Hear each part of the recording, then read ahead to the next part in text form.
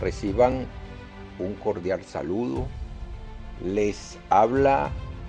el doctor Severiano Rodríguez, vicerrector académico de la Universidad Nacional Experimental de los Llanos Centrales, Rómulo Gallegos. Y les traigo para esta jornada de investigación titulada Trascendencia de la memoria histórica de la batalla de Carabobo, un tema específico visualizando lo que significó la batalla de Carabobo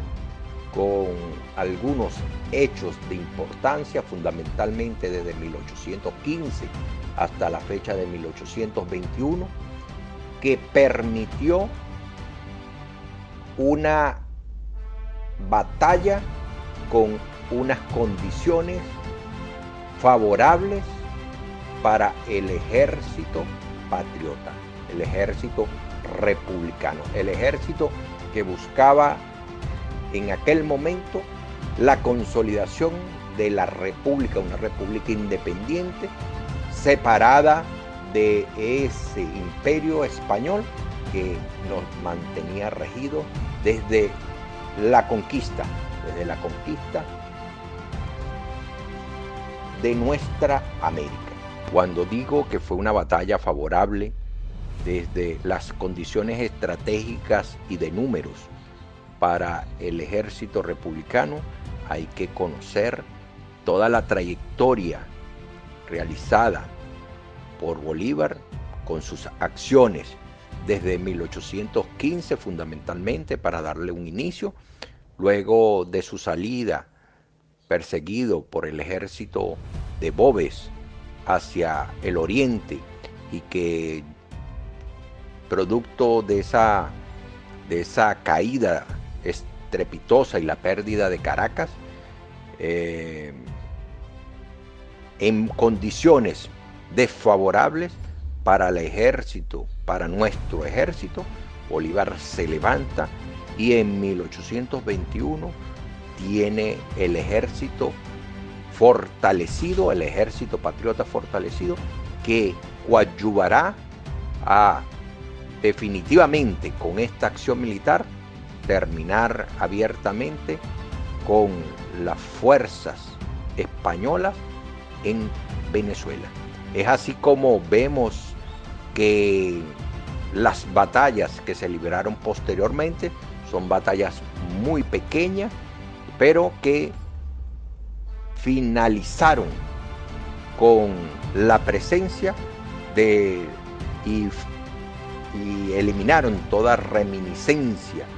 de los realistas en nuestra patria. Con la batalla de Carabobo, prácticamente Venezuela se hacía libre. Rompía fundamentalmente la mayoritaria fuerza que le quedaba al ejército español. Esto permitió posteriormente, en ese mismo mes, la toma de Caracas, la recuperación de Caracas, y para allá, para 1823, se consolidó con la batalla naval del Lago, realizada por Prudencio Padilla, y después la toma de Puerto Cabello,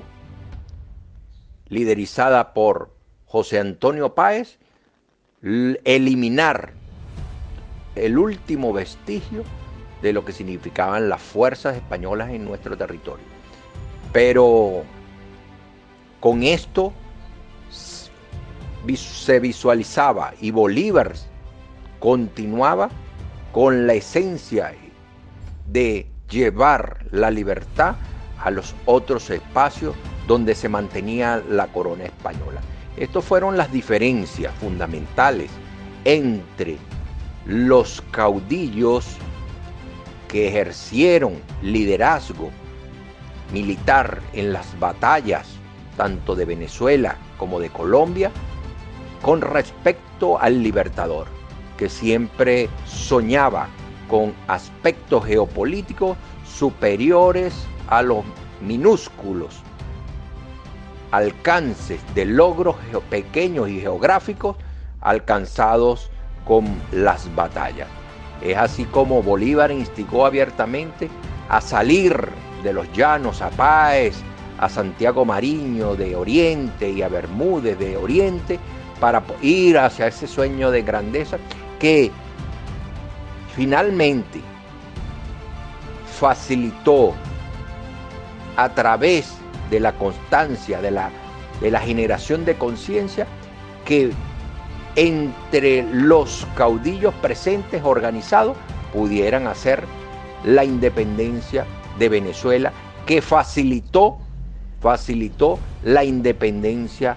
de Colombia, la independencia de Ecuador, de Perú y de Bolivia. Ese sueño grande de Bolívar de llevar libertad a los pueblos bajo la hegemonía española, los pueblos americanos bajo la hegemonía española, y tratar de consolidar una gran república, permeó abiertamente a través de los escritos, a través de la embajada que hizo en cada uno de los espacios para conseguir los fondos, financiamiento, ayuda, con el propósito de llevar la libertad, para llevar la libertad a este pueblo subyugado que estaba siendo dominado por el Imperio Español. Esa misma constancia fue la que a través del tiempo, ese desconocimiento que había tenido Bolívar por parte de los caudillos locales que habían tenido ciertos triunfos y mantenían cierta fuerza y cierta grandeza local, en la cuales fueron siendo llamados por ese sueño mayor y hacer coherente un ejército fragmentado para luchar en un solo cuerpo bajo el liderazgo de Bolívar. Es inminente que existía un debilitamiento constante del ejército español. Hay que recordar que Pablo Morillo desembarcó en Venezuela en 1815 con cerca de 10.000 soldados de tropa y que estaban por encima de las fuerzas republicanas que para aquel momento habían sido diezmados, que posteriormente explicaré. Estas condiciones que le estoy comentando visualizan el cambio de la mentalidad de los venezolanos hacia el pensamiento de la liberación, que fue una constante de Bolívar en todos sus discursos y que fue penetrando y calando como un ejercicio de la cotidianidad en búsqueda de la libertad que tanto necesitábamos para hacer de nuestra nación una nación libre y soberana. La batalla de Carabobo es sin duda una batalla definitiva, pero es el aceleramiento de las crónicas del futuro, que era la emancipación de nuestra América, la emancipación de Venezuela, la emancipación de todas las venezolanas y venezolanos. Fue un hecho que se venía presentando, hemos de alguna manera ilustrado y que profundizaremos seguidamente, que había un debilitamiento de las fuerzas españolas a través del tiempo y que Bolívar fue condensando todas esas fuerzas que se iban de ese ejército realista y que se iban enfilando a través de ese sueño bolivariano. Es así como vemos que gracias a ese tratado de armisticio y regularización de la guerra, se fomentó a esta batalla de carácter más definitivo y aceleró el proceso de la independencia de Venezuela, que no significaba para Bolívar el triunfo, el pequeño triunfo y parcelario de sus sueños. Significaba solamente un paso más hacia esa visión de grandeza y colocar a nuestra América regida y subyugada por el ejército español y por las fuerzas españolas, a través de la constante salida de nuestras riquezas, colocarlas en una situación de poder bajo una nación o una gran nación unida en el contexto de las mesas de diálogo y discusiones a nivel internacional,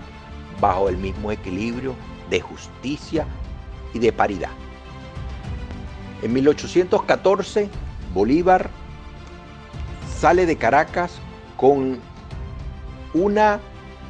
masa de caraqueños y caraqueñas que huyen de las posibles acciones sanguinarias de Boves. Al llegar a Oriente, Bolívar prevé la búsqueda de ayuda para conformar nuevamente el ejército destruido y poder tomar acciones sobre los realistas. Y es así como se embarca hacia un destino final que es Cartagena de Indias. Estando Bolívar en Cartagena, en 1815, el gobierno español, la corona española, una vez fortalecida luego de la regencia francesa que se había mantenido sobre ella, el rey Fernando VII envía a Pablo Morillo con un contingente de tropas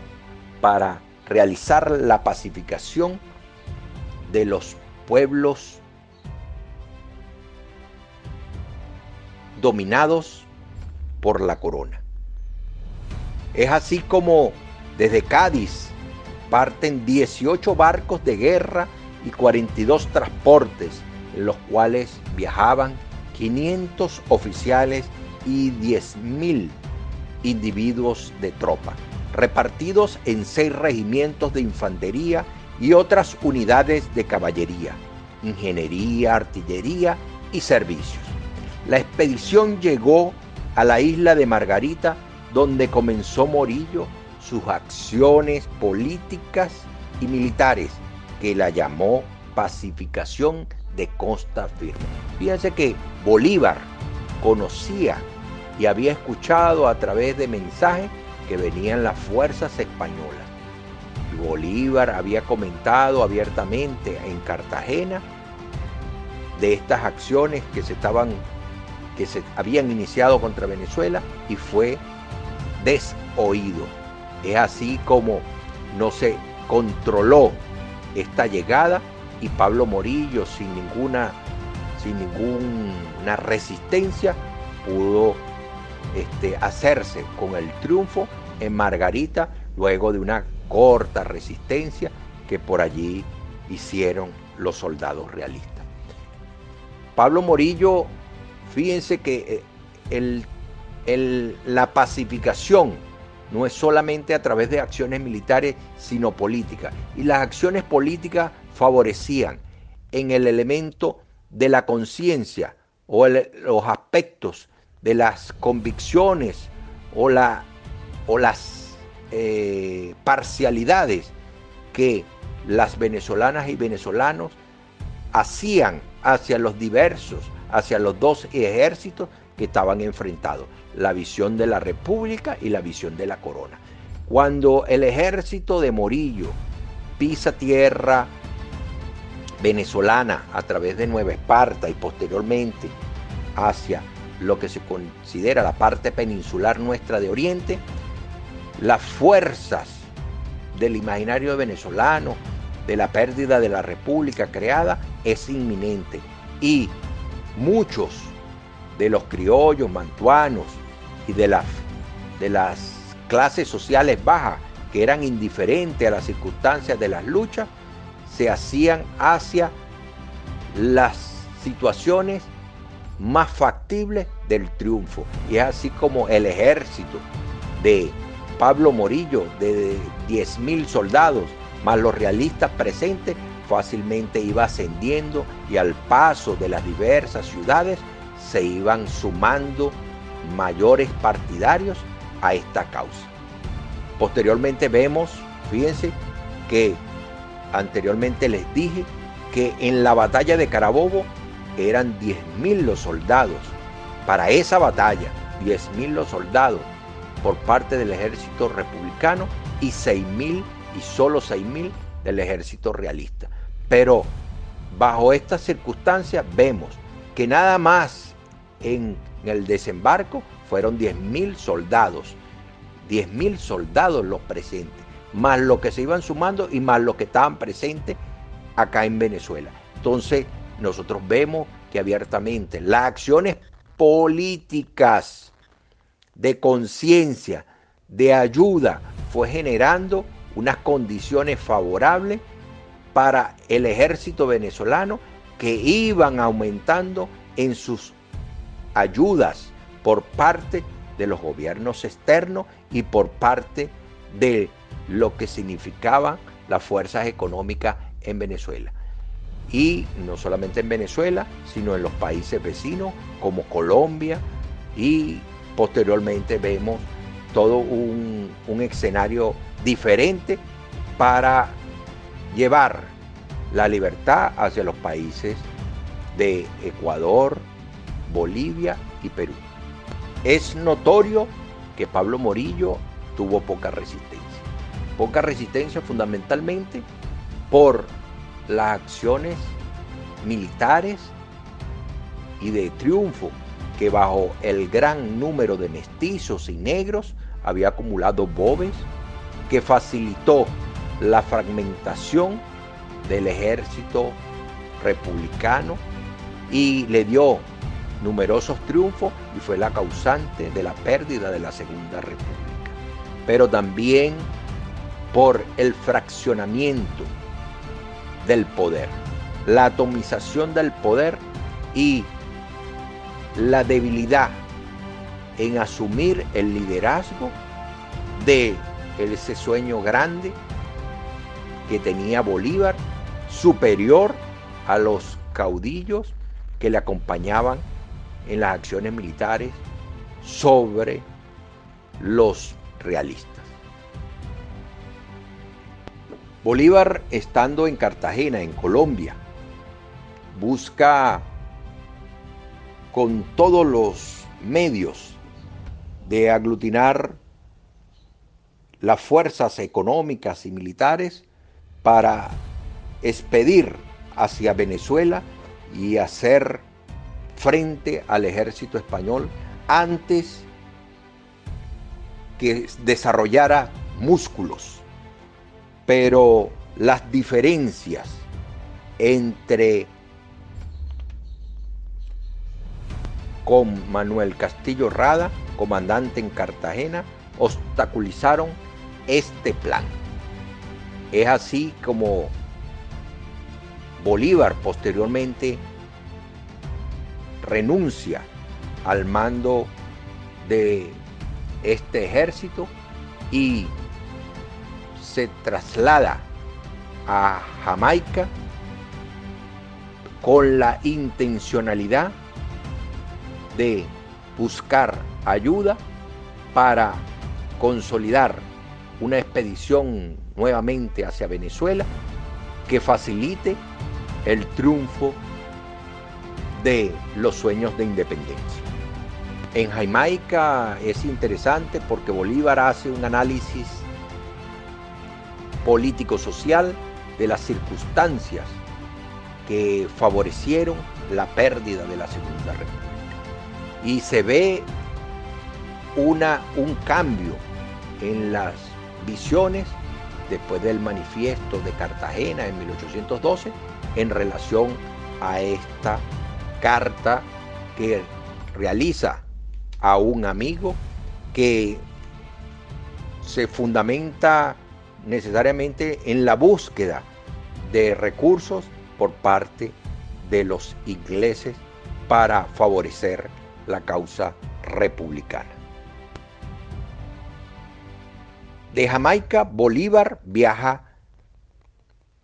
en diciembre de 1815 para Haití, donde se reúne con el presidente Alexandre Pétion, nación principalmente de esclavos negros libres que se erigieron en la primera nación liberada, y que la solicitud para este emprendimiento y este favorecimiento de financiamiento la pone en Bolívar con la idea de liberar a los esclavos de nuestra América. Es así como Bolívar, al llegar a Carúpano en mayo de 1816, realiza el decreto de liberación de los esclavos. Pero también lo vemos como en la Carta de Jamaica, como en el análisis de la pérdida de la República. Bolívar profundiza abiertamente en las clases sociales y la dificultad que éstas provocan hacia el camino de la libertad. A finales de 1816, Pablo Morillo, luego de sitiar durante numerosos días el fuerte de Cartagena, termina por conquistar esta plaza. Mientras, Bolívar, por otro lado, iniciaba su segunda expedición desde Haití hacia Venezuela. Pero hay que destacar también que las acciones militares llevadas a cabo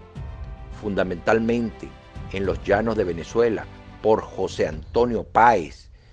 y en Oriente por Santiago Mariño, Bermúdez y Piar, iban consolidando nuevamente las esperanzas y los triunfos de libertad.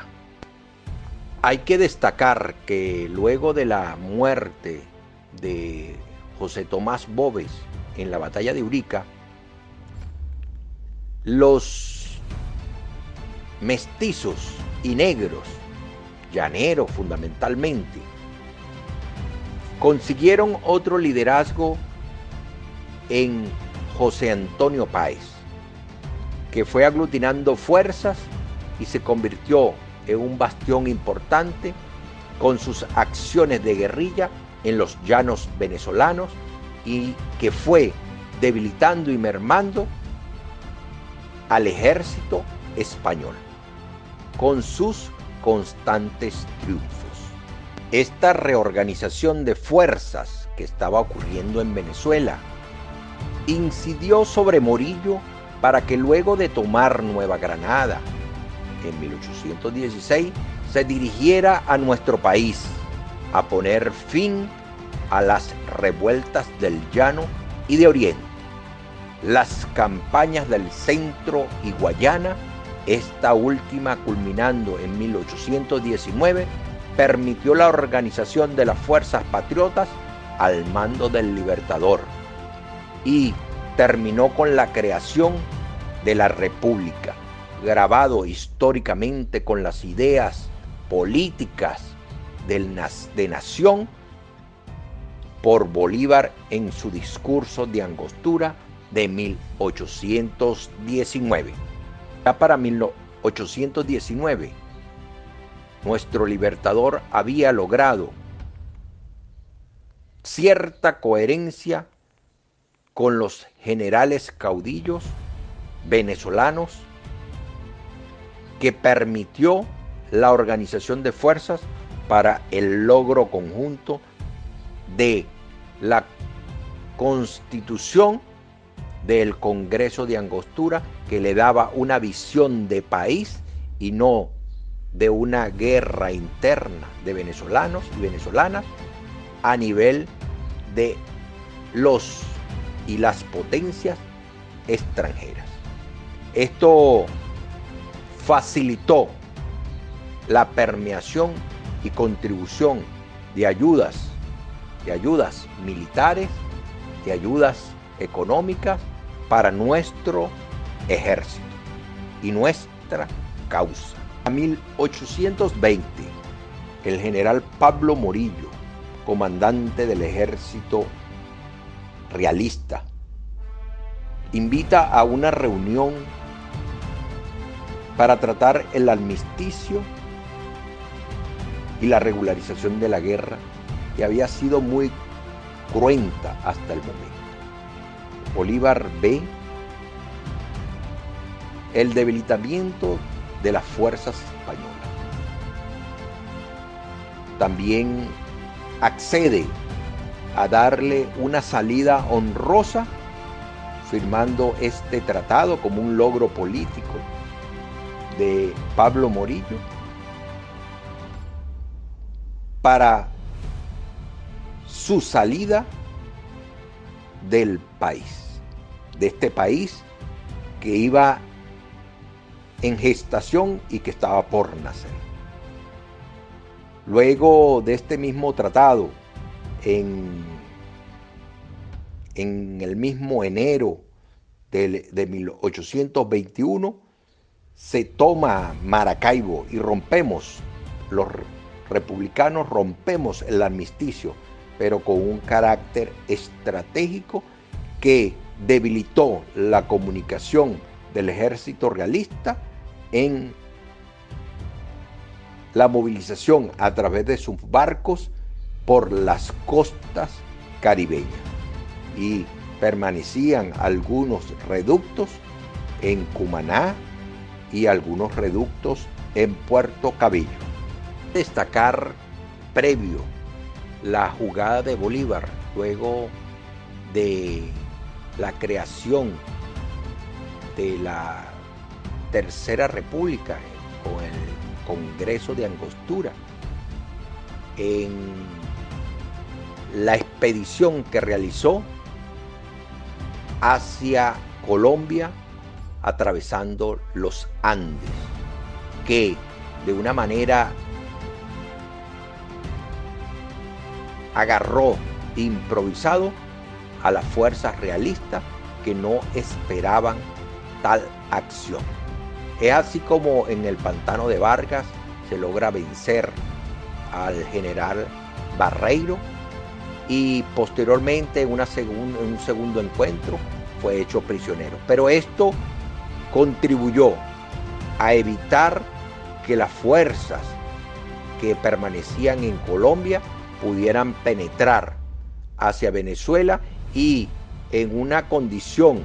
mucho más favorable, al vencer este ejército presente en la Nueva Granada, debilitar las mismas acciones del ejército realista en esta gran batalla que se concretó en Carabobo. Todos estos aspectos históricos de crecimiento del liderazgo, de las capacidades y de la conciencia de nuestro libertador Simón Bolívar favorecieron el triunfo que próximamente, en la fecha del 24 de junio, estaremos conmemorando. Sus 200 años, su bicentenario de la batalla de Carabobo, bicentenario de las ideas y las acciones de Bolívar que permitieron la libertad de nuestra Venezuela, la libertad de Colombia, de Ecuador, Perú y Bolivia. Sueño de la grandeza nacida en esta batalla de Carabobo, de un gran país unido. Sintamos orgullo de ser herederos de ese ejército patriota liderizados por Bolívar. Bolívar vive en nuestros corazones. Muchas gracias por su atención.